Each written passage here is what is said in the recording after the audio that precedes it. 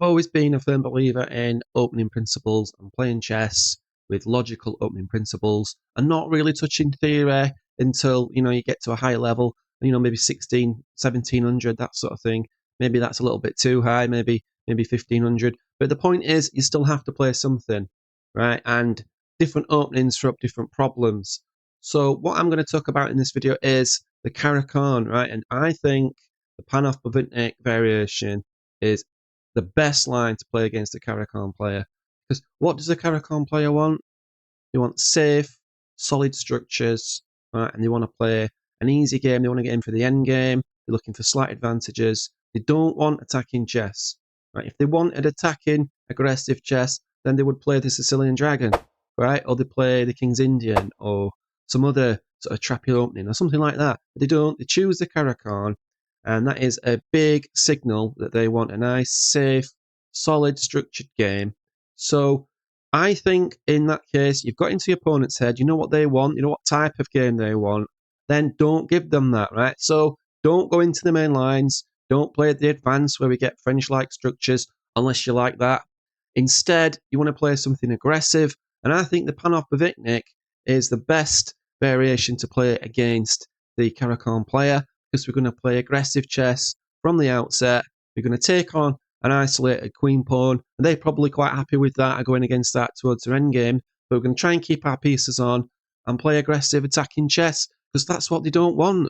The good news is you can use the same style opening against the French, so you're getting 2 for the price of 1 in this video, which is amazing. Well, actually, 2 for the price of none, because it's not costing you anything. That's even better. So think of it in stages, this opening, if you like. So this is going to be stage 1. We're going to play d4, exchange, and then c4. That's stage 1, right? And that is the signal to the Panov Botvinnik variation, right? And stage 2, we're going to get the knights out, and we're aiming to move this bishop either to d3 or taking on c4 if black takes, and then castle kingside. So this could look like this, for example, knight f6, bring one of the knights out, the other knight out, and then if black takes, we're going to take the bishop with the aim of castling kingside. Next move, after probably do like e6, right? And if black doesn't take and plays something like, I don't know, e6, for example, we'll take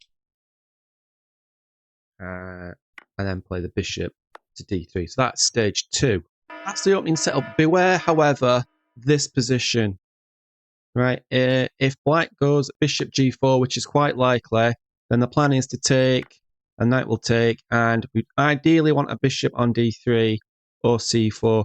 However, black's threatening just to take, right? Take the knight off and win this pawn, and that is playable because we're sacrificing a pawn.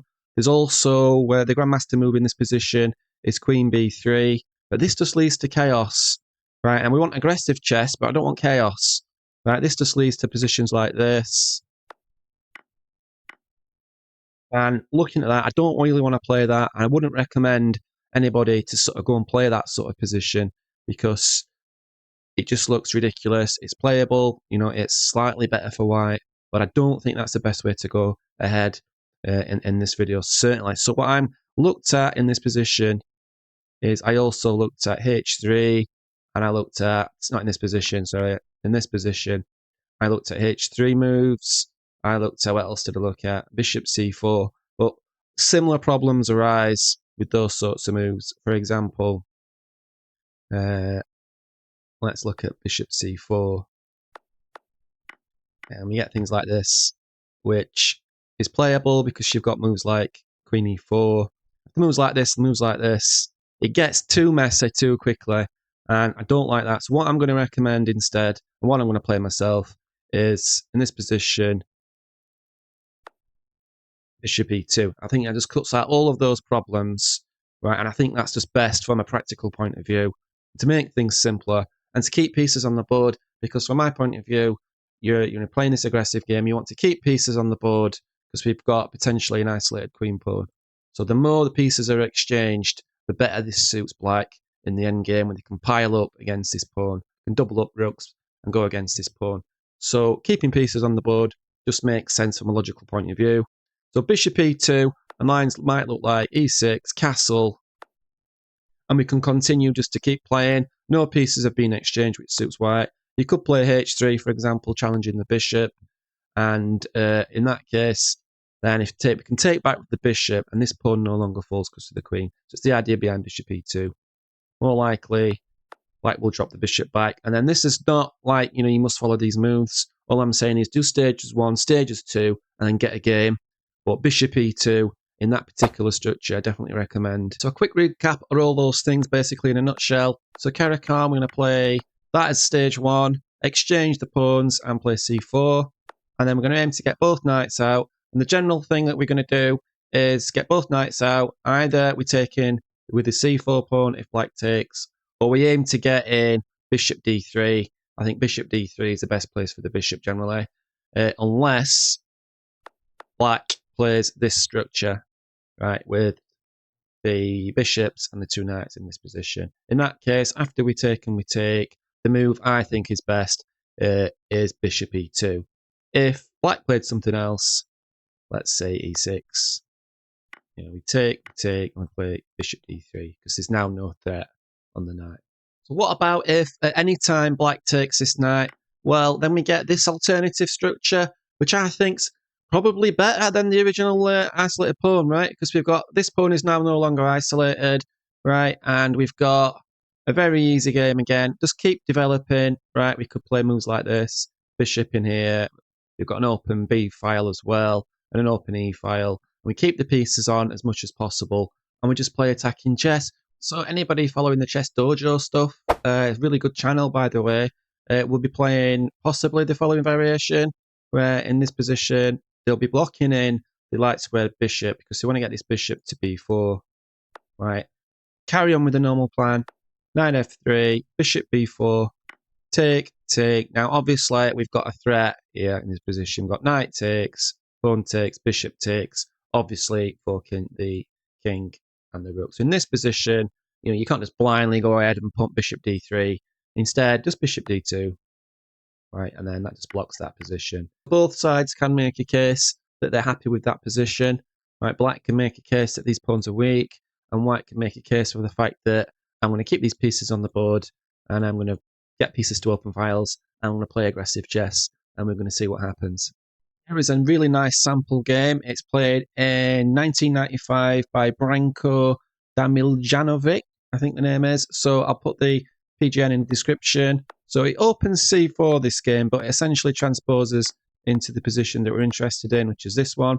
So in this position, knight's out, knight f3. Incidentally, it always goes c3, knight c3 first before knight f3. So we're just putting pressure on the d pawn, and Black has to respond to that. So usual plan in this position, what do? We take, like stage 1, and then bishop d3, because Black's allowed that position. There's no bishop on g4. I'll quickly flick over this game to get the general idea. The piece play, we've got an isolated pawn, right? This is just to protect this pawn, this move. And now we've got the hanging pawn structure, which is absolutely fine to play. Hanging pawn structure, so called because these two pawns together aside can't be protected by another pawn. Simple threats in the position. Queen d3, Black has to respond. Bishop h6, Black has to respond, right? So we're making all the moves, we're gaining the tempos, improving the position, causing slight weaknesses in Black's position, and basically we're just going to launch a kingside attack. Knight g5, h4. There was this amazing move in the position, actually. The computer finds this. Knight sack on h7. The queen come in to hit the bishop, and then this is just curtains. So we have the rook lift idea. So lots of aggressive, kingside action is what we probably want as the white player playing e4 against a Caro-Kann player who just wants a sort of safe, solid structure in an endgame. This is an example game of, what type of play that you can expect or you could probably aim for.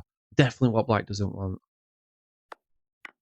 And we just put pieces around the king side and attack, basically. h5, queen comes across to defend, rook e5, the queen has to go back to f6, check, and I think Black resigns pretty soon after this move, because after the queen drops back to e7, looking pretty pitiful, we just bring the queen to this rank, and we're just threatening this move, right, which is going to win a rook, so the rook moves out of the way.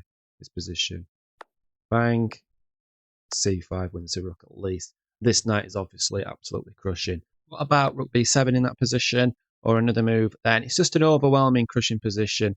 Like moves, for example, such as d6, forces the queen to f8, because obviously he couldn't come to d7 because of the knight fork. So the queen's got one square left in the game. Really sad, really pitiful. Knight f6, for example, things like c5, and this is just a crushing attack. So at the start of the video, I said you get 2 for the price of none, and I meant it. You can still play this style of chess against the French defense, which overlaps pretty well. So after e4, e6, the ugliest move in chess, we go d4, takes, and in this position we play c4, right, and then knight f6, and then you get in almost the identical structure, same ideas, except in this line we've got an open e file, whereas the Caro-Kann position we've got an open c file. And I just do the same thing again, bring out the knights, right, castle for example, and then if white is not being forced to recapture, we just take, and then you play the bishop. Well, you can play the bishop where you want, but bishop d3 makes sense. And we just get a more aggressive line against the French. We don't go into the advanced variation of the main lines, because French players, like Caro-Kann players, want these sorts of structures. So we go take on the isolated queen pawn position and play aggressive chess. It's easy to learn, and that's what I'm going to play. So if you are interested in building your own opening theories, I would recommend this video by Grandmaster David Norwood. He explains the things that you should really do if you're a standard average club player and you're wanting to choose an opening repertoire. There are 5 things that you should do before you decide to choose a particular opening repertoire. So thanks for watching. Goodbye.